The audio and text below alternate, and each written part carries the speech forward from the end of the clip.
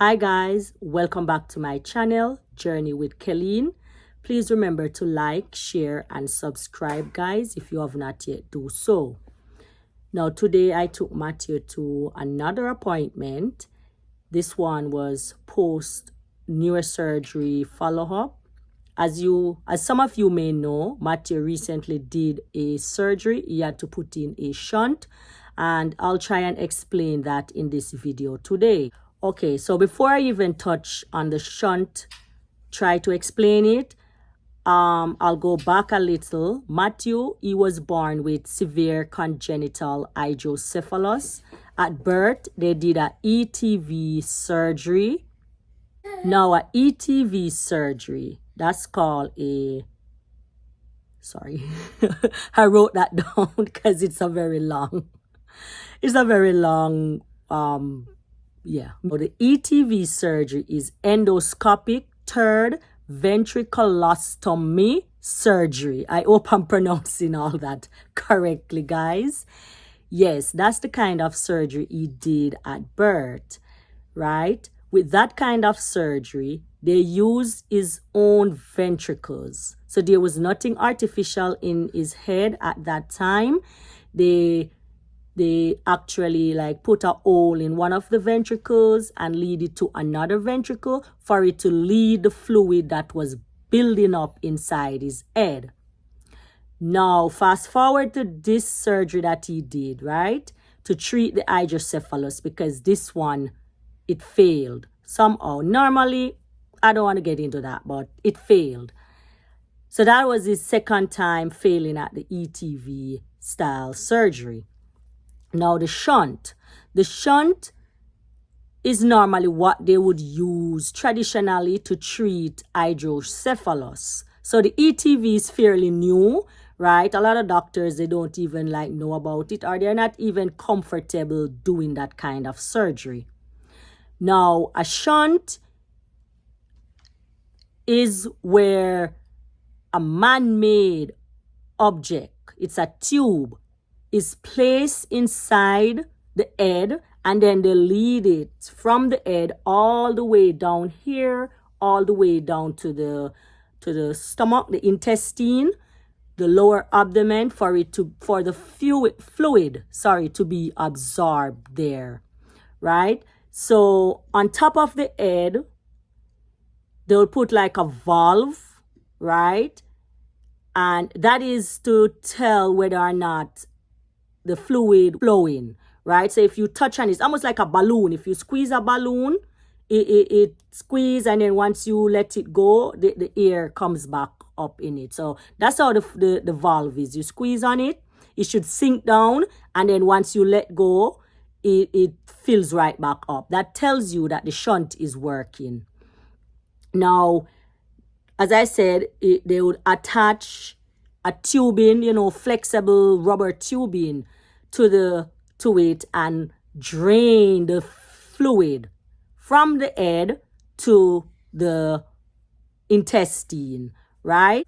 The shunt basically will regulate it. So also with hydrocephalus, treating the hydrocephalus properly, you can't drain too much fluid one time, and they can't drain too little. It has to be the right amount. So that's where the valve would actually regulate the pressure and then let it flow, the correct amount to flow, and also to flow in the right direction. I hope I explained the shunting properly. I would actually leave a link to an article or something down below if you want to know more about shunting. For me, I was really hoping that Matthew would not need a shunt. After he did that ETV, guys, I was really optimistic, and I was really hoping that he will not need a shunt, because with the ETV, once it works, right? Matthew is 7 years old. All this time, he never needed another surgery or anything like that. But then it happened. It stopped work, right? Yeah, it just stopped work, and we had to do the up for the traditional one. As a parent, I was really hoping that the ETV would have worked, but unfortunately, it did not work.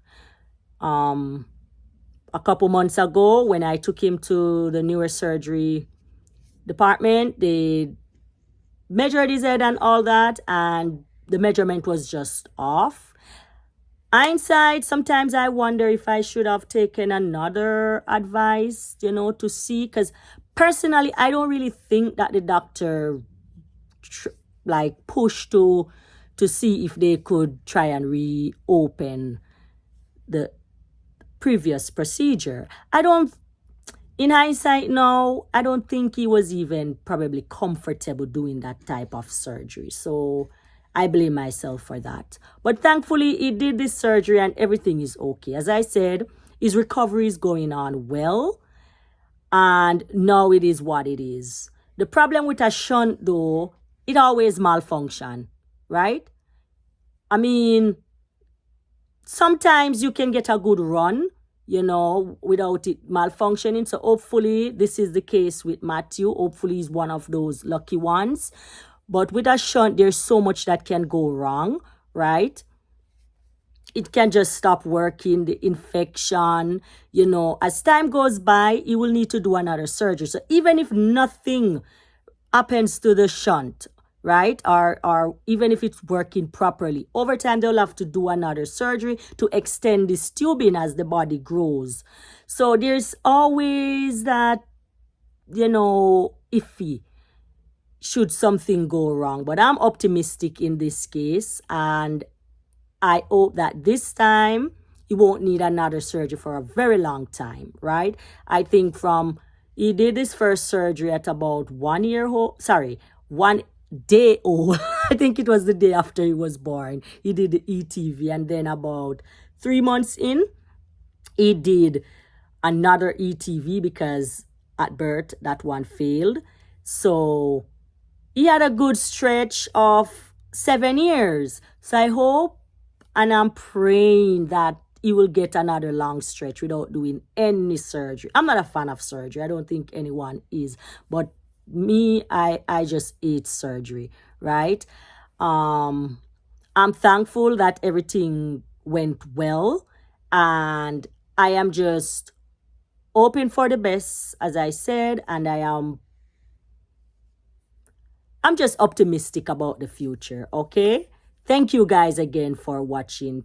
Thank you. Bye.